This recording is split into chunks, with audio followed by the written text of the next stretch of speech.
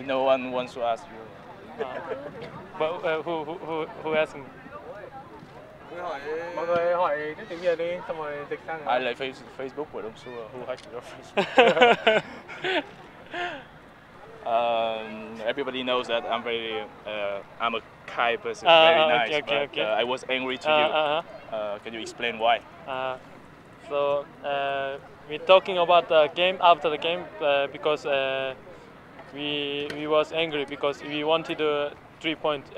I think everybody wanted a 3-point, you know. But Ở sau trận đấu chúng tôi có một chút thất vọng, bản thân tôi và tôi biết là tất cả các cầu thủ khác cũng vậy. Ai cũng muốn có được 3 điểm trong trận đấu đó.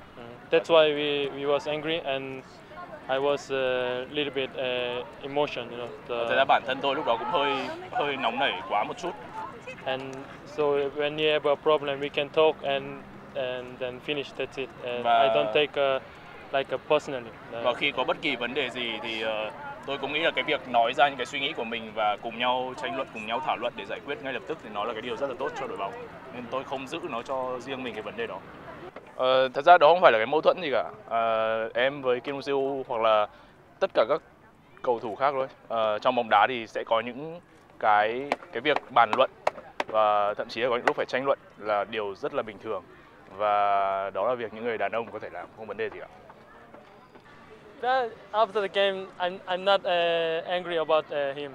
You know? Sau trận đấu tôi không có bất kỳ cái gì gọi là giận dữ về cậu ấy cả. Because I wanted a 3-point, but this result is not what we want, you know. That's why I was angry. That's why I shouting and. Như tôi đã nói, cái lý do mà tôi nóng giận bởi vì tôi muốn đội bóng có được 3 điểm trong trận đấu.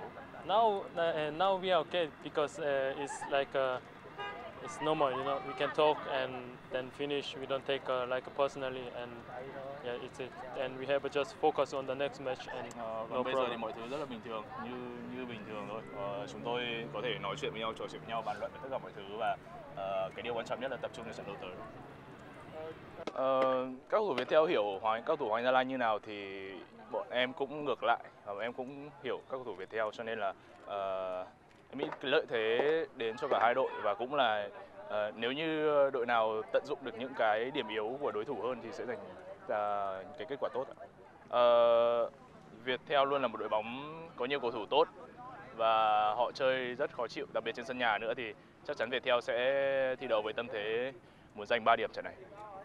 I know he's a good player and he has a quality. Anh ấy là một cầu thủ giỏi và rất là chất lượng. And not only just him, because I know this team because they won last season Không the chỉ champion. Pedro thôi mà vì tôi biết đội bóng này rất là mạnh, họ đã giành vô địch. We prepare like one team and together and maybe.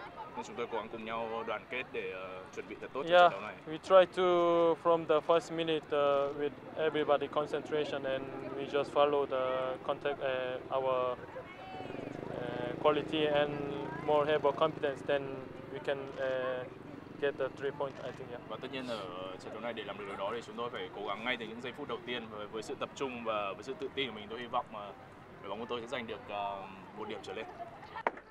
Về cái cơ hội của Hoàng Anh Gia Lai thì theo em nghĩ thì bọn em ra sân lúc nào cũng cố gắng hết sức thôi và hy vọng là sẽ có những cái kết quả tốt. Và khi nó có những kết quả tốt rồi thì hy vọng Hoàng Anh Gia Lai sẽ nằm trên top đầu của bảng xếp hạng. Huấn luyện viên Kia Thị có những bài tập khá là mới mẻ và nó làm cho cái không khí của toàn đội khá là hứng khởi trong những buổi tập. Còn về khó khăn thì em nghĩ là cho đến tầm tuổi 26, 27 tuổi cho tất cả các cầu thủ Hoàng Anh Gia Lai rồi thì em không gặp khó khăn gì trong các bài tập.